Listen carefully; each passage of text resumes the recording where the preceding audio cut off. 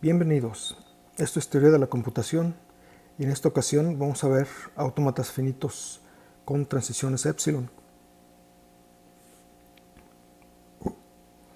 Autómatas finitos no deterministas con transiciones epsilon, que también lo abreviamos como AFN, subíndice epsilon o subíndice E. La diferencia con los otros autómatas son las transiciones para la cadena vacía, epsilon. Hay que notar que tampoco expanden la clase de lenguajes que aceptan los autómatas finitos que hemos visto hasta la fecha, cuyos clase de lenguajes son los lenguajes regulares. Sin embargo, proporciona facilidades de programación. Recordemos que un autómata lo podemos representar como un diagrama de transiciones o como una tabla de transiciones. Esa tabla es más fácil procesarla para una computadora si esa tabla de transiciones es una matriz. Una matriz más pequeña pues obviamente va a ocupar menos memoria y menos tiempo de proceso de una computadora. Por ejemplo, aquí tenemos un tipo de autómata con transiciones epsilon que acepta números reales con o sin signo. Tenemos 5 estados, el estado inicial es el Q0 y el único estado de aceptación es el Q5. Vamos a ver por ejemplo si acepta la cadena 3 punto que viene aquí abajo, no tiene signo. Se asume que cuando no tiene signo es positivo, pero también podemos explicitar el signo positivo con un signo más, como aquí viene en la transición, en la primera transición del Q0 al Q1. Puede pasar con un epsilon, que es una palabra vacía, con un signo positivo o un negativo. Antes de que empiece a leer la cadena, obviamente estamos con la cadena vacía. Antes de que empiece a leer el 3 punto, estamos en la cadena vacía. Por lo tanto, en el estado inicial, automáticamente estamos en el estado Q1 también. Entonces, Q0 y Q1, antes de leer la cadena 3 punto o cualquier otra cadena. Entonces empezamos a leer el primer símbolo de la cadena, que es el 3, y entonces estando en el estado Q0, Q1, leyendo un 3, se queda en el estado Q1, pero también en el estado Q4. Ya no sigue en el estado Q0 porque para el número 3, el símbolo 3, no hay una transición, por lo tanto esa rama se elimina. Entonces ahora estamos en el Q4 y en el Q1 con el 3. Después leemos un punto y pasaríamos del estado Q1 leyendo un punto, pasamos al estado Q2, pero también del estado Q4 leyendo un punto pasamos al estado Q3. Entonces ahora estamos en el estado Q2 y en el Q3. ¿Se dan cuenta entonces por qué también es un no determinista? Porque podemos estar en más de un estado al mismo tiempo. Los que hemos visto hasta la fecha son autómatas no deterministas que han estado en dos estados al mismo tiempo, pero no quiere decir que sean dos estados nada más, sino también pueden ser 3, 4 o más. Entonces estamos ahora en el estado Q2 y Q3. Sin embargo, ya acabamos de leer la cadena. ¿Qué pasa? Terminamos de leer la cadena y nos queda pasar con el epsilon al Q5. Por lo tanto, sí se acepta la cadena 3 punto, porque el estado ahora en el que pasa es el estado Q5. Estaba en el Q3 y en el Q5 al mismo tiempo, pero el Q5 es de aceptación, por lo tanto se acepta la cadena. Puedes experimentar con otras cadenas y utiliza la pausa cuando lo necesites. Bueno, la notación ya formal para un autómata no determinista con transiciones epsilon es una tupla de 5 componentes o una quíntupla, también se le llama así, pero ahora delta es un conjunto en función de un estado del conjunto de estados Q, un elemento de el conjunto de símbolos sigma unión el conjunto que contiene a epsilon, la que es la palabra vacía. Entonces en esas 5 componentes tenemos las mismas que en los autómatas anteriores, un conjunto de estados Q, un conjunto de símbolos sigma, una función de transición delta, un estado inicial Q0 y un conjunto de estados de aceptación F. ¿Cómo se expresa esa función de transición delta en notación funcional? Dejamos unos minutos para que intentes representarla y después en la siguiente lámina te darás cuenta si estuviste bien o mal. La función de transición delta está en función, ya dijimos, de un estado del conjunto de estados Q y un elemento. Ya no decimos símbolo, sino decimos elemento. ¿Por qué? Porque los símbolos son solamente los que están en sigma y la palabra vacía epsilon no es un símbolo, sino es una palabra. Aquí decimos que epsilon, que es la cadena vacía, no forma parte del alfabeto, pero sí se considera un parámetro de entrada, como lo vamos a ver en la función de transición delta. Entonces, para representar este ejemplo que hicimos en la lámina pasada,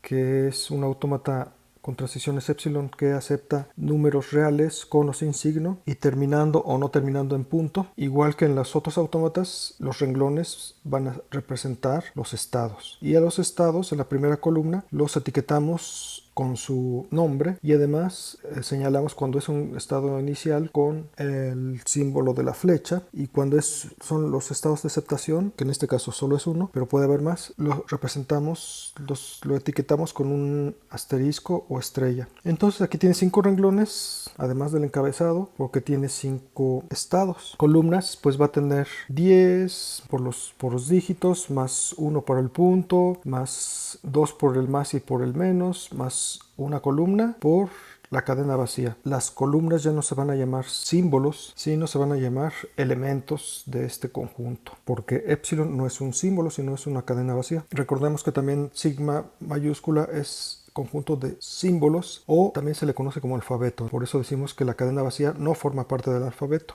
Por lo tanto, no se considera un elemento del alfabeto ni símbolos, sino son simplemente una cadena vacía. Ahora, ¿cómo sabemos también, cómo podemos identificar que este autómata es no determinista? Porque, bueno, además que las transiciones epsilon pueden causar que esté en más de un estado al mismo tiempo, como fue el caso del Q0 y Q1 con transición epsilon, pero también nos podemos dar cuenta que en las celdas donde relacionamos un estado con un elemento del conjunto de símbolos con la cadena vacía, van a ser conjuntos. Para la relación de Q0 con epsilon nos lleva al estado Q1 nada más, por lo tanto escribimos conjunto que contiene solamente el estado Q1.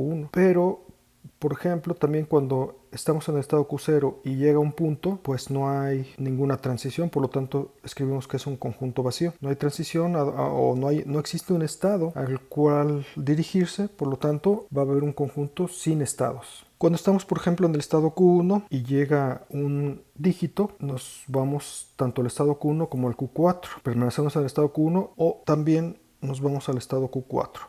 Ahí entonces ahora sí estamos en dos estados al mismo tiempo, por lo tanto es no determinista. Bueno, en esta lámina ya estamos representando la función de transición delta en notación funcional. El conjunto dominio va a ser un conjunto de tuplas de dos componentes. El primer componente va a ser un elemento del conjunto de estados Q, y el segundo componente de ese par ordenado va a ser un elemento de ya sea el conjunto de símbolos o la misma cadena vacía. Este par ordenado va a estar en el conjunto de pares ordenados de este dominio y lo va a relacionar con un elemento del codominio. Esta notación, ¿qué quiere decir? Es una notación abreviada para expresar que estamos hablando del conjunto potencia de Q. El conjunto potencia de Q, que en este caso es el conjunto de estados del autómata. 2 a la Q es el conjunto potencia o el power set, como se dice en inglés, de Q, o también lo podemos expresar como esto. Recapitulando, la notación funcional para el delta va a ser un dominio donde tenemos pares ordenados, que es el resultado del producto cruz del conjunto de estados Q con algún elemento del conjunto de símbolos o la cadena vacía, y se relaciona con un conjunto del conjunto potencia de Q. Entonces, el conjunto potencia de Q hay que recordar que es el conjunto de todos los subconjuntos del conjunto original, que en este caso es Q. Bueno, vamos a ver ahora qué son las clausuras respecto de epsilon, o también cerraduras de epsilon. Se le conoce con clausura o cerradura, son sinónimos. Entonces, cerradura del estado Q respecto de epsilon lo vamos a denotar como claus epsilon de Q. Es así como lo denota el autor, los autores del libro que estamos utilizando mayormente, que es el de Hopcroft y Ullman y otros. Entonces, ellos utilizan claus subíndice epsilon y recibe como entrada un elemento del conjunto de estados Q, clausura epsilon de un estado, o bien lo podemos abreviar más para no escribir tanto con la palabra CL subíndice epsilon de Q, o bien simplemente epsilon de Q para cuando estén escribiendo algún procedimiento largo, para que no tengan que escribir muchas veces claus en un desarrollo para determinar algo en este tema. Para esta cerradura del estado Q respecto de epsilon utilizamos esas notaciones y una definición inductiva. El caso base dice que el estado Q está en la clausura epsilon de Q, o en otras palabras, la clausura epsilon de Q es el conjunto que contiene a Q misma. ¿Sí? Podríamos ponerle aquí clausura epsilon de Q es igual al conjunto que contiene a Q. El caso inductivo dice que si delta es la función de transición del autómata epsilon y el estado P está en la cerradura epsilon de Q. Entonces, la clausura epsilon de Q contiene todos los estados a los que nos lleva la transición epsilon a partir de P. Por ejemplo, determinar las cerraduras epsilon de los estados de los autómatas en las siguientes figuras. Entonces, ahorita solamente vamos a la clausura epsilon de cada uno de estos estados. Por ejemplo, del primer ejercicio que hicimos sobre el autómata que acepta palabras que representan números reales con o sin signo y con punto al final o sin punto al final. Obviamente es un solo punto en toda la palabra. Entonces la cerradura epsilon de Q0 va a ser Q0 por el caso base y Q1 por el caso inductivo, porque Q0, que dice aquí delta es la función de transición de este autómata y el estado P está en esa cerradura. Ya habíamos dicho que Q0 está en esa cerradura, pues entonces la cerradura epsilon de este que estamos buscando contiene todos los estados a los que nos lleva la función de transición que va del estado P, en este caso es Q0, con la transición epsilon. ¿Cuál es la única transición epsilon que tiene? Pues la que nos lleva de Q0 a Q1. Por lo tanto, también Q1 es parte de esa cerradura. Y ya no hay otra transición epsilon, entonces hasta ahí terminamos con este caso inductivo, porque necesitaríamos otra transición como esta a partir de Q1 con epsilon para que tuviéramos otro estado que fuera parte de esa cerradura epsilon de Q0. Entonces ahí está Q0, Q1 para la cerradura epsilon de Q0. Para la cerradura epsilon de Q1 es solamente Q1 porque la misma razón que dijimos en el anterior, que no hay transición epsilon a partir de Q1 que nos lleve a otro estado que pertenezca también a esa cerradura. Por lo tanto, solamente la cerradura Q1 va a tener como elemento al Q1. De Q2 igual es conjunto Q2, del Q3 ahí va a ser conjunto Q3 y Q5, porque Q3 por el caso base y Q5 por el caso inductivo, donde nos diría el estado P, que en este caso es Q3, está en la cerradura de Q3, sí.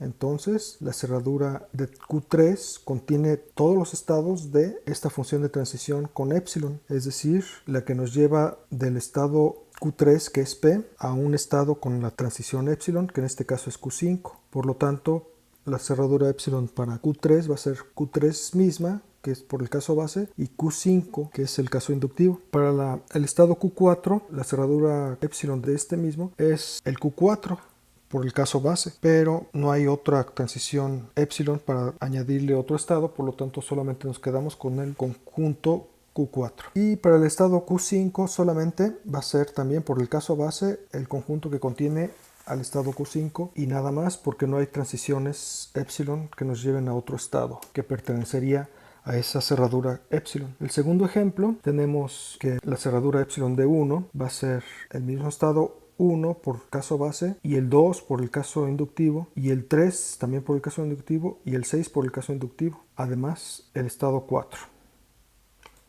Vamos a ver estos ejemplos más detenidamente. Dice determinar las cerraduras epsilon de los estados de los autómatas de las siguientes figuras. Entonces empezamos con la de la izquierda. Q0, con ese estado decimos que pertenece a la cerradura de Q0, es decir, la clausura o cerradura de Q0 va a ser igual al conjunto que tiene al elemento Q0, al estado Q0. Ese es el caso base. Si Q0 está en la clausura epsilon de Q0, entonces la función de transición de Q0 con epsilon va a estar también en la clausura de Q0. Estamos entonces ahorita en el caso inductivo. Dice si delta es la función de transición y el estado P, en este caso Q0, está en la clausura epsilon de Q, en este caso Q0, entonces la clausura de Q0 contiene todos los estados que van de Q0 con epsilon a un nuevo estado, que en este caso va a ser Q0 y Q1. Entonces ese es el caso inductivo. Y ahora la clausura de Q0 va a contener dos estados, el Q0 y el Q1. Siguiente, Q1, ahora estamos en el estado Q1 y queremos obtener su cerradura epsilon. Caso base dice que Q1 está en la clausura epsilon de Q1. Lo mismo para el estado Q2, para el estado Q4. Entonces se aplica el caso base. Y el Q5 también, me equivoqué, es caso base. Lo tachamos. El caso base. Todos esos se quedan en ese caso porque no tienen transiciones epsilon a partir de esos estados. El Q3 sí tiene, por eso no lo incluimos arriba, en los que no tenían, en el renglón de arriba. Entonces dice Q3 pertenece a la clausura de Q3, entonces la clausura de Q3 va a contener solamente ese estado. Ese es el caso base. Ahora, en el caso inductivo nos dice, si Q3 está en la clausura del mismo, la transición de Q3 con epsilon va a estar también en la clausura del Q3, y la clausura de Q3 entonces va a ser el conjunto que contiene al estado Q3 y al Q5. ¿Por qué? Porque con la clausura epsilon de Q3 obtuvimos el Q3 en mismo, y además todas las transiciones que tengan epsilon a un nuevo estado, en este estado del Q5, también van a pertenecer a esa clausura. Eso es lo que nos dice el caso inductivo. El otro ejemplo dice, tenemos este autómata con 7 estados, obtener entonces la cerradura epsilon de cada uno de los estados. Este va a estar más largo, pero también está más interesante, porque por ejemplo vemos que del estado 1 pasamos al 2 y al 4 con una transición epsilon, y del 2 pasamos al 3, y del 3 pasamos al 6 con una epsilon. Es decir, de una sola vez pasaría del estado inicial 1 al estado 6 y al 4, sin ningún símbolo leído. Vamos a escribir cómo desarrollamos este ejemplo aquí arriba. Para empezar, con el caso base decimos que el 1 pertenece a la clausura del mismo estado. Por lo tanto, la clausura de 1 va a ser el conjunto que contiene al 1. En el caso inductivo, si el 1 ya estaba en la clausura 1, que es lo que vimos en el renglón anterior, entonces la transición de 1 con epsilon va a también estar en la clausura 1, y esa clausura va a contener ahora todos los estados a los que pasamos con la transición epsilon, es decir, el 2 y el 4, que son los que vimos aquí. Ahora nuestro conjunto de la clausura 1 va a ser el que contiene al 1, al 2 y el 4. Si el 2 pertenece a la clausura 1, que sí es el caso porque lo vimos en el renglón anterior, entonces la transición epsilon de el 2 va a pertenecer a la clausura 1. Y ahora la clausura 1 va a contener a los estados 1, 2, 4 y 3 por el caso inductivo. Siguiente, si 3 está en la clausura epsilon de 1, que sí lo está porque ya lo vimos en el renglón anterior, entonces la transición del estado 3 con epsilon nos va a dar un estado que es el 6, y que va a estar ahora también en la clausura del estado 1. Es decir, la clausura del estado 1 va a contener todos los del renglón anterior y además el 6, estado 6, caso inductivo. Ahora con el 6, ¿qué pasa? Aplicamos la clausura epsilon del 6, ya la aplicamos al 1, ahora el 6 y a todos los demás que faltan, ¿verdad? Entonces el 6 dice que está en la clausura del mismo. Por lo tanto, la clausura de 6 va a ser al conjunto que contiene a ese estado. Ese es el caso base. Y ahí nos quedamos porque no hay más transiciones a partir del 6 con epsilon y de ninguna otra. Por lo tanto, ese es el conjunto de la cerradura epsilon del 6, que contiene solamente al mismo 6 por el caso base, no hay caso inductivo. ¿Qué pasa con el estado 4? Bueno, el estado 4 por el caso base pertenece a la clausura de 4, y tenemos entonces el conjunto que contiene a ese estado. Se acaba ahí el asunto porque no tiene otra transición con epsilon. Pero ¿qué pasa con el estado 2? El 2, bueno, por el caso base pertenece a la clausura del mismo, y esa clausura va a contener a un solo elemento que es el 2, caso base. Y no se acaba el asunto, sigue con el caso inductivo porque dice que si 2 pertenece a la clausura del mismo, que sí es el caso porque lo vimos en el renglón anterior, entonces la función de transición que va del estado 2 al 3 a partir de epsilon pertenece también a la clausura 2, y entonces la clausura 2 va a tener no solamente al estado 2 sino también al 3 por el caso inductivo. Ahora vamos con el 3 en la misma cerradura 2. Si pertenece a esa cerradura, que sí es el caso porque lo vimos en el renglón anterior, entonces la transición con 3 y la palabra vacía va a estar en la clausura 2. Por lo tanto, ahora el conjunto es más grande, es la clausura 2 va a ser igual al conjunto que contiene al 2 y el 3 que lo vimos en el renglón anterior, y además el 6 que también lo vimos en el renglón anterior, es el caso inductivo. Ahora sigue el 3. Estado 3, en el caso base, va a estar en la clausura del mismo. Por lo tanto, la clausura 3 va a ser el conjunto que contiene a ese estado. Caso inductivo, si el 3 está en la clausura del mismo, entonces la transición que va del estado 3 con epsilon va a ser también un elemento de la clausura 3. ¿Y cuál es ese estado al que va con epsilon a partir del 3? Pues el 6. Entonces la clausura 3 ahora contiene al elemento 6 o el estado 6, y además de los anteriores 2 y 3. Ese es el caso inductivo. Y así seguimos con los demás. La clausura de 4 va a ser nada más el conjunto que contiene el 4, porque no hay después manera de aplicar el caso inductivo. Lo mismo para el 5, lo mismo para el 7. El 6 ya lo calculamos en esta parte. Transiciones y lenguajes extendidos. La definición recursiva de delta gorro, o la función inductiva de delta gorro, también es otra manera de llamarla, tiene pues dos casos, el base y el inductivo. En el base decimos que la función de transición o delta gorro que va de un estado Q con epsilon va a ser igual a la clausura epsilon del mismo. Ese es el caso base. En el caso inductivo decimos que si vamos a establecer que la delta gorro de Q con X es igual a un conjunto S, dado que X es el prefijo de la palabra W y el último carácter o el último símbolo de la palabra W va a ser A. Toda esa palabra pues va a estar formada por símbolos del alfabeto, y A va a ser un símbolo del conjunto de símbolos sigma o el alfabeto. Ya que hemos dividido la palabra W en X y en A, entonces en el caso inductivo ocupamos la X aquí en el primer renglón, y en el segundo renglón ocupamos la A en esta unión.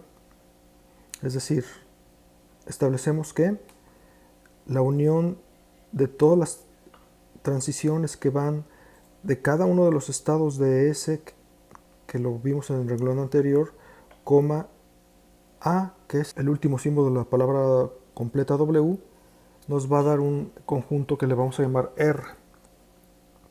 Bueno, ese R lo vamos a ocupar ya para la delta gorro de Q con la palabra completa W.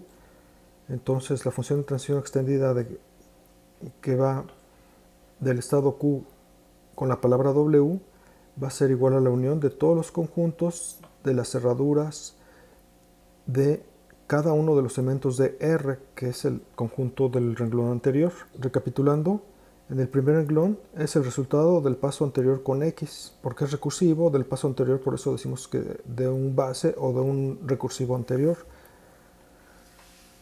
Segundo renglón, la unión de cada estado del paso anterior con el símbolo A, que es el último de la cadena W, en ese momento la cadena W.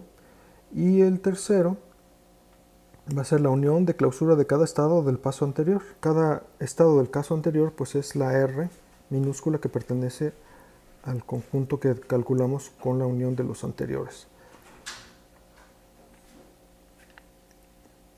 Bueno, pues esta transición extendida nos va a servir para definir cuál va a ser el lenguaje de un autómata con transiciones epsilon.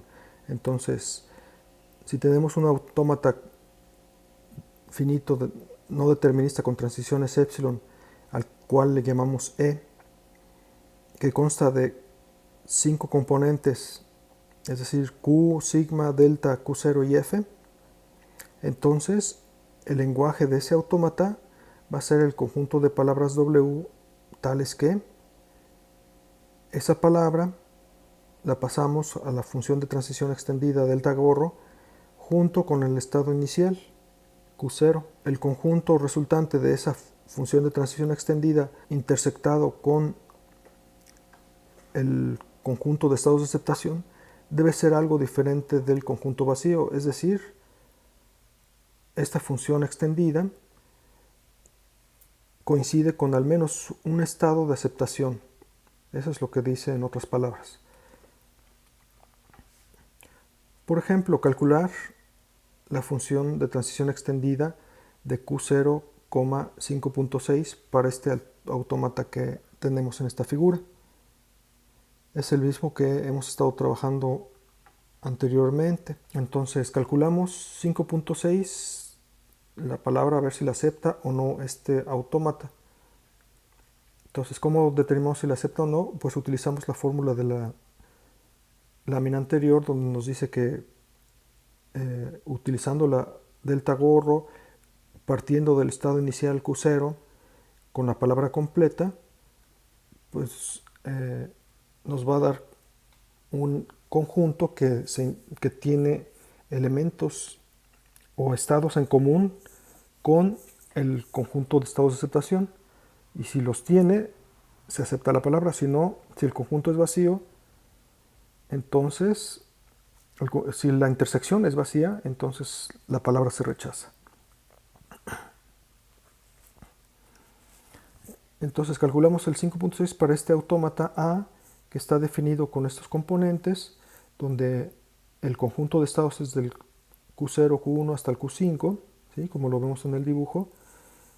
Su conjunto de estados, su conjunto de símbolos de entrada va a ser pues los que tenemos en el dibujo, ¿verdad? Entonces, y aquí los especificamos explícitamente, que es del 0 al 9, todos los dígitos del 0 al 9.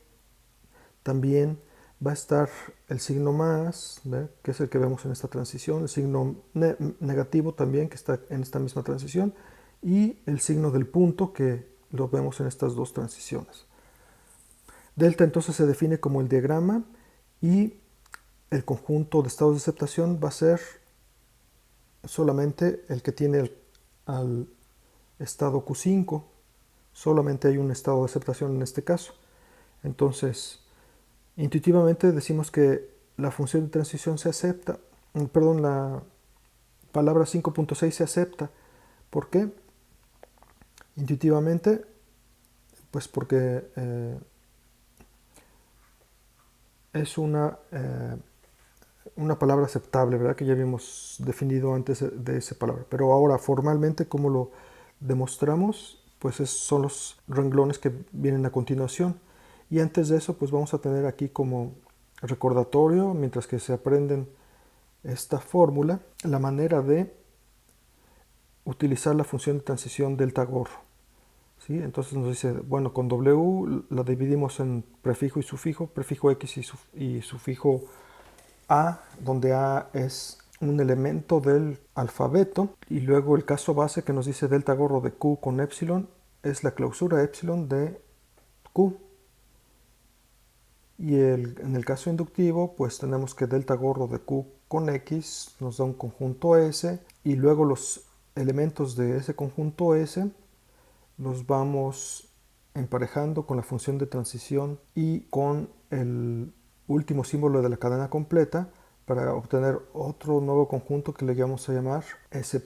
Luego, con la función de transición delta gorro del estado Q con la palabra completa, va a ser todos los estados unidos que obtengamos con la clausura epsilon de cada uno de los elementos del conjunto S' del paso anterior. Entonces, empezando con la cadena 5.6, decimos, antes de empezar de leer cualquier símbolo, tenemos la cadena vacía, ¿verdad? Entonces W es la cadena vacía, por lo tanto entramos en el caso base y nos dice que calculemos la clausura epsilon de Q0, lo que nos da como resultado Q0 y Q1.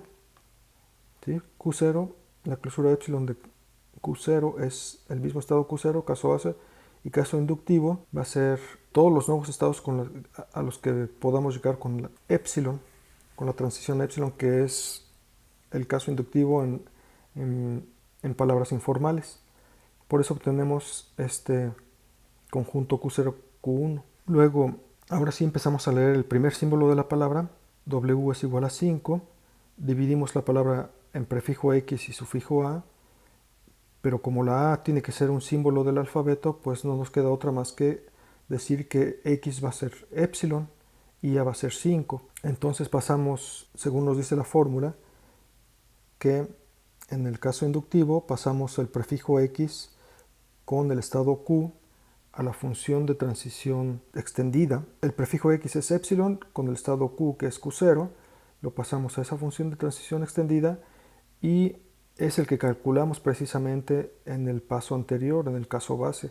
Por lo tanto, reescribimos solamente el conjunto Q0, Q1 y eso va a ser igual a la S. Siguientes renglones del caso inductivo, decimos que la función de transición con un estado P y el último símbolo de la palabra, en este caso el 5, donde cada estado P es un estado del conjunto S, en este caso Q1 y Q0, ¿sí?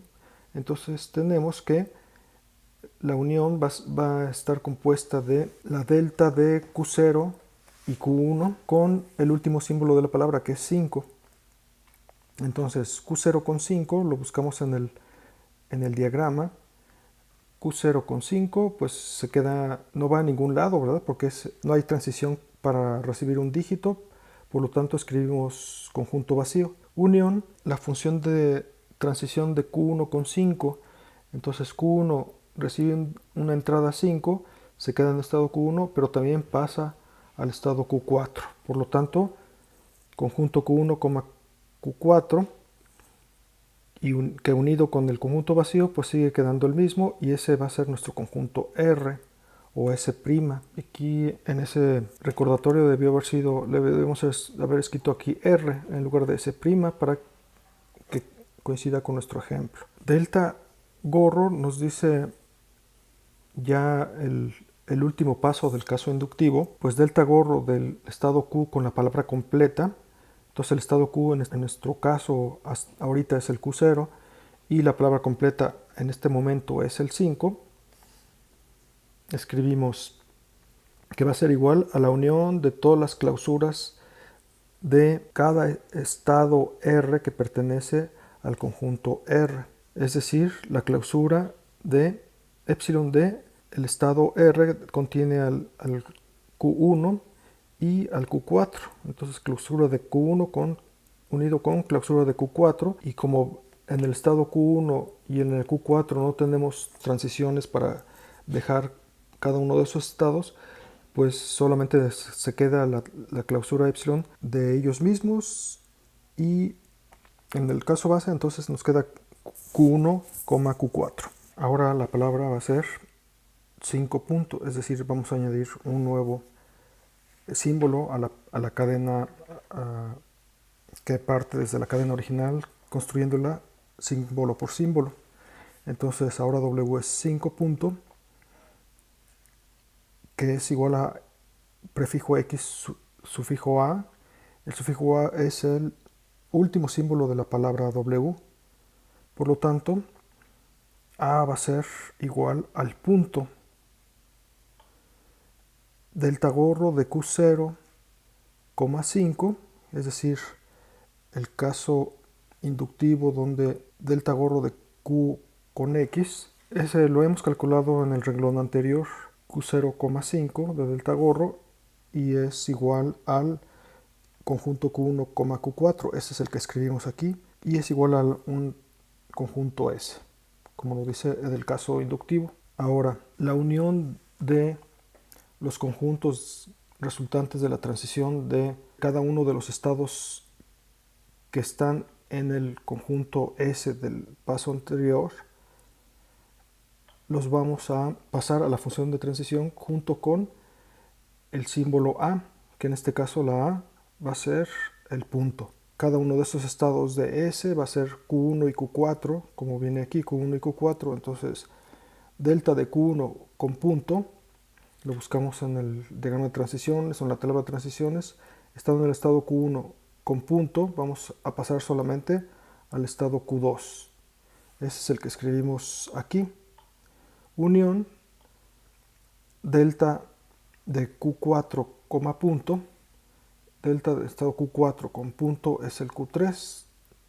Entonces ese es conjunto Q3 unido con el conjunto Q4 con 2, unido con el conjunto Q2, nos da Q2, Q3, que esa es nuestra R en el caso inductivo. Ahora sí ya podemos calcular delta gorro del estado Q0, 5 punto, que es la palabra completa. Va a ser igual a la unión de los conjuntos resultantes de la clausura epsilon de cada uno de los estados que vienen en ese conjunto R, es decir, Q2 y Q3. Por lo tanto, la clausura de Q2 unido con la clausura de Q3, la clausura de Q2 pues solamente va a ser el mismo Q2 y la clausura de Q3 pues es el mismo Q3 junto con el Q5. Por lo tanto, va a ser igual a Q2, Q3 y Q5 el resultado del 5 punto. En este momento podemos decir que también las palabras como esta que termina en punto también son aceptadas por nuestro autómata con transiciones epsilon. Bueno, pues solamente nos queda el 6 para completar la palabra 5.6, que era la original. El último símbolo que vamos a añadir es el 6, por lo tanto W es 5.6, que es igual a XA, prefijo X, último símbolo A.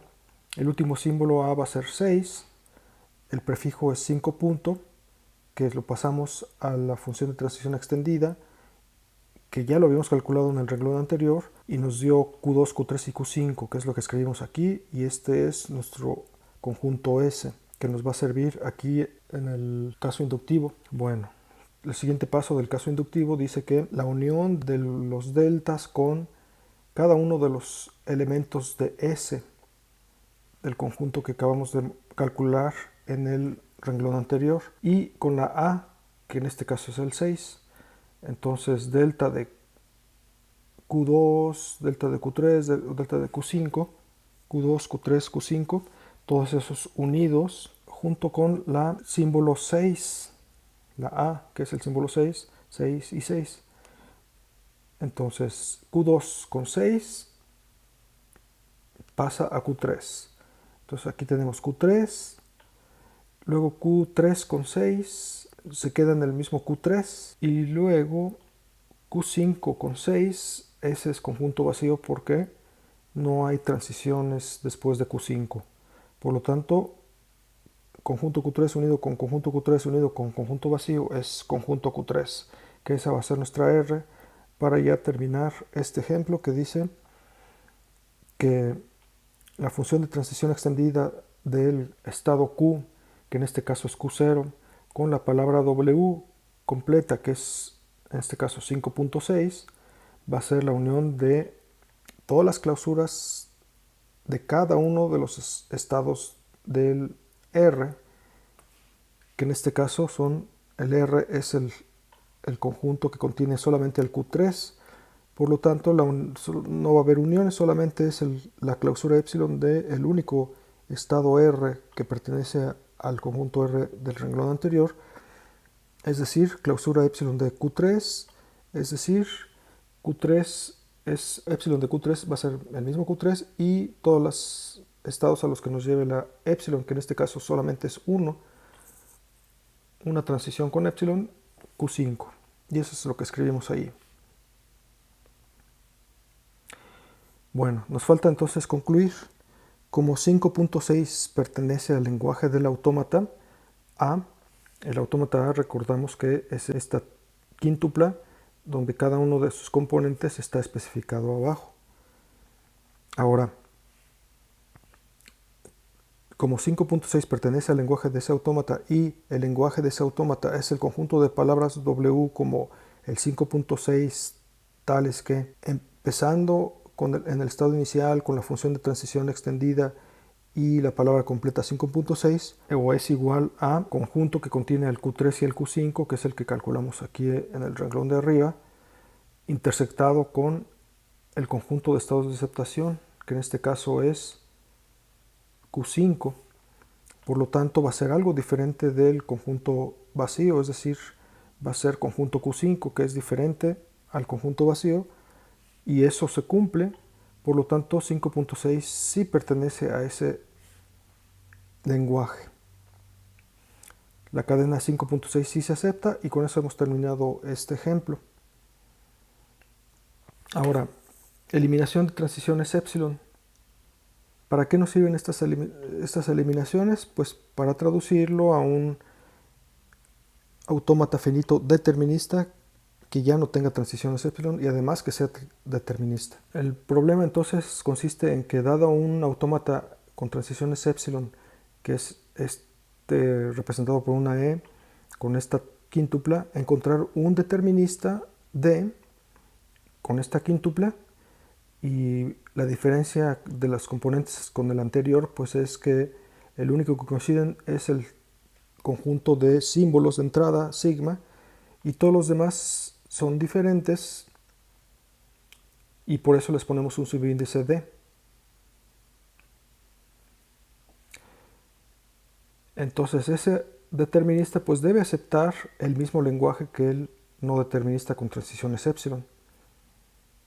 Bueno, para eliminación de estos estados pues decimos que QD es el conjunto potencia de los subconjuntos accesibles de QE. Ya hemos visto cómo calcular el conjunto potencia de QE. Luego, el estado QD, por su posición sabemos que es el estado inicial del determinista, va a ser la clausura epsilon de el estado inicial Q0, que ese es el estado inicial del no determinista con transiciones epsilon.